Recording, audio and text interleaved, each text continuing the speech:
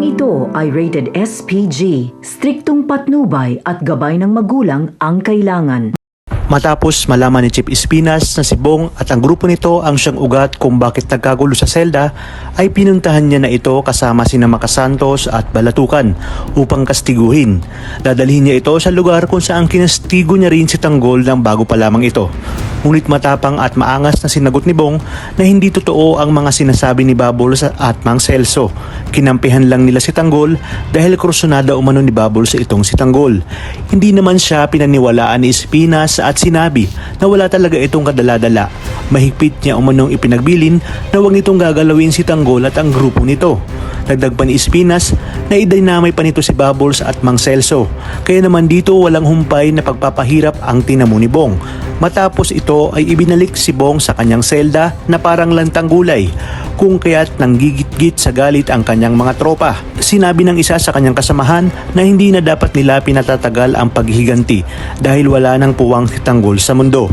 Kung kaya't dito na inilabas ni Bong ang kanyang baril at sinabi na uunahin niya umano si Espinas at isusunod si Tanggol at ibabalato niya na sa tropa ang mga kaibigan ni Tanggol. Sa kabilang banda, nagbili na nga si Mayor Celso kay Bubbles na pakaingatan nito ang kanyang sarili sakaling may mangyari umano sa kanya. Ngunit sinabi ni Bubbles na hindi ito mangyayari dahil kakampi nila si Tanggol at sigurado umanong walang binatbat ang grupo ni Bong kay Tanggol. Iginiit naman ni Mayor Celso na kilala niya umano si Bong at traidor ang grupo nito. Tumitira ng patalikod, kaya't kinakailangan maging alerto sila dahil anumang oras ay sasalakay ang mga ito. Sa pagbalik naman ni Espinas sa opisina ay kinestyon naman siya ni Balatukan at Maka Santos kung bakit hindi pa nila tinuluyan si Bong. Kung kaya't sinabi ni Espinas na gusto niyang si Tanggol ang tumapos kay Bong dahil alam niyang gaganti itong si Bong.